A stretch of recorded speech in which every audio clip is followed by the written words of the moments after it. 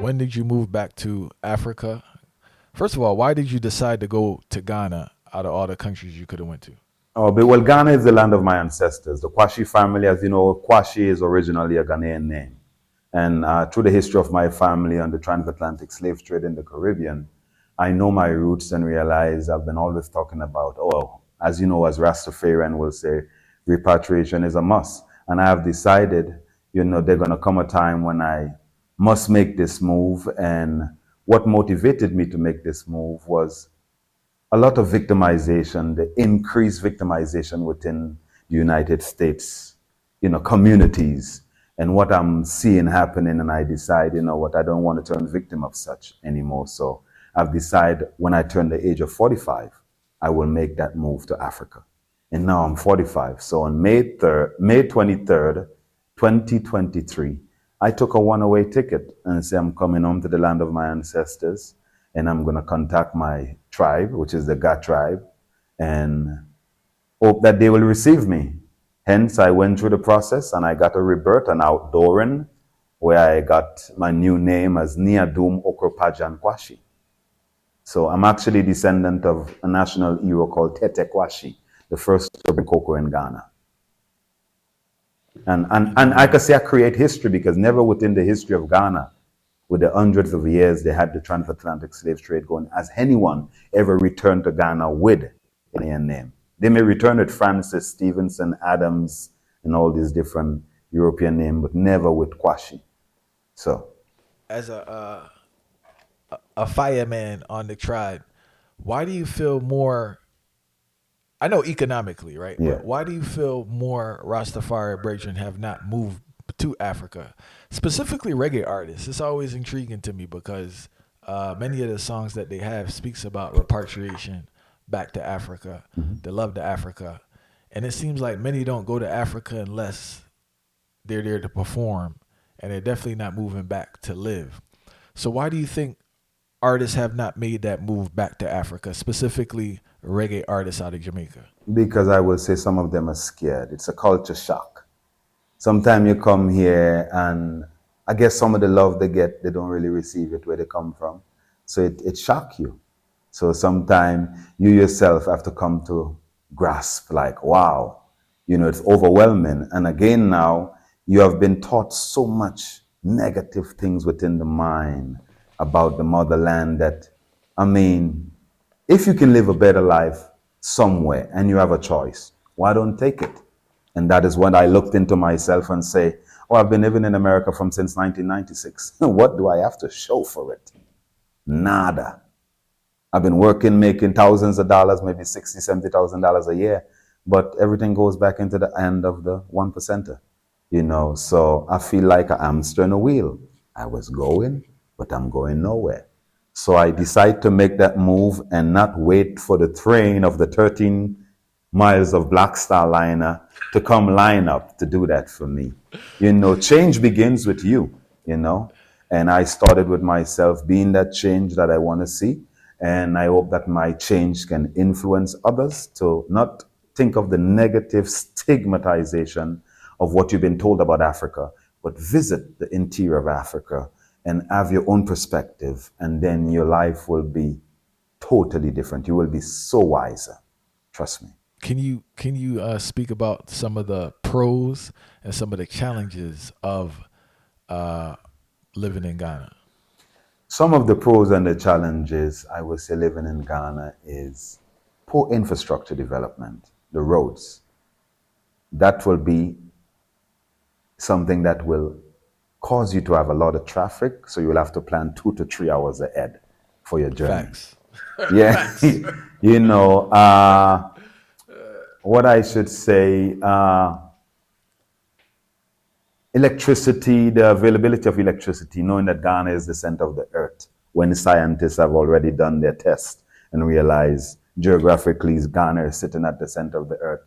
I mean, we should never be a scarcity of water here because water is the greatest conductor of electricity. But in Ghana, electricity goes very often.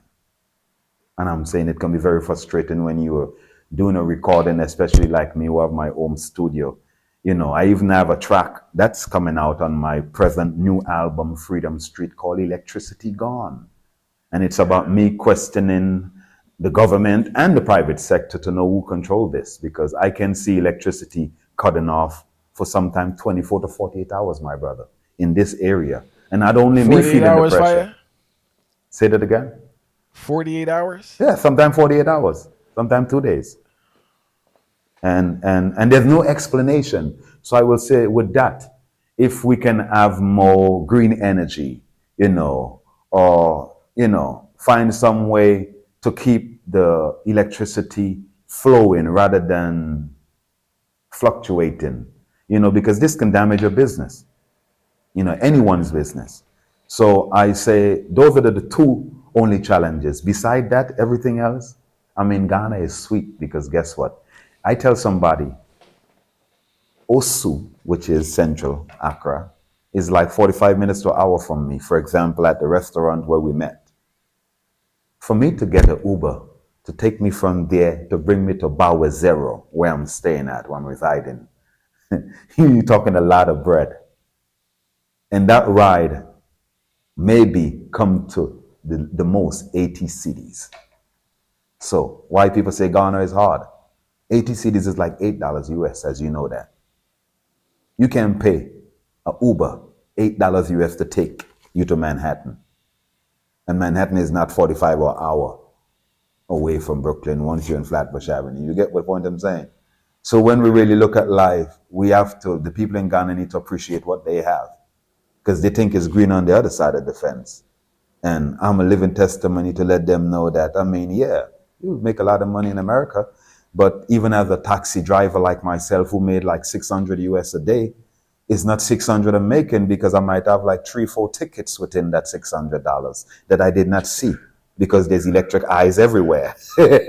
And you may try to show some urgency to take someone to Church Avenue from Flatbush and try to take Linden Boulevard and think you may go in scotch-free speed, and you have like 3-4 tickets you get, because the speed limit is 25 miles per hour, which is like bumper to bumper type of speed. And also, can you share some other things that are very beneficial to living in Ghana, specifically the produce and quality of life? Well, I must say, yeah.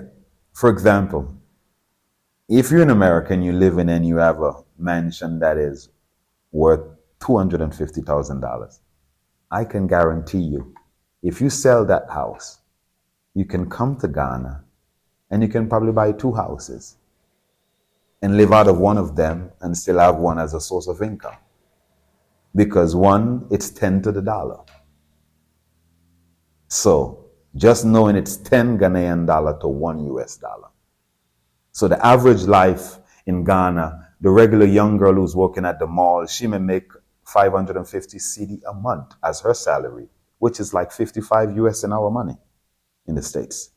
So if you really and truly thinking about expanding, Africa is the future. You can come here rather than being in the States, thinking you're going to finish pay off the mortgage for 30 years. You'll never live to see that. You'll never. You'll either have to go foreclosure or refinance, keep refinancing. And the 30 years will never come, and they making more money off of you. So sometimes we can just cash in and wet our foot in the African water. And don't be afraid of investing in Mama Africa, because we see a lot of derogatory videos talking about voodoo and witchcraft and all these negative stuff. It's our culture. Before there was any Christianity, there was the African religion and the African cultures. And even the Bible that we read of, it's all about Africans. It's about us. It's about nobody else but us. So we mustn't be scared about ourselves and stay on the exterior like they plague Mama Africa with Ebola, virus, and all these different stuff. And think of even in the time of COVID, Africa was not affected, but they chose Africa as the first place for them to start injecting, which is the inoculation process. So it shows you that, we out there on the other side, who actually, our ancestors came from here, but we got comfortable on that other side and feel like comparing the life living in America to Africa, you can live a life 10 times much happier, much stress-free, and much freedom. And you can be given more opportunity to expand and build an empire that you would have never think of in America, because in America we live from paycheck to paycheck, like a hamster on a wheel.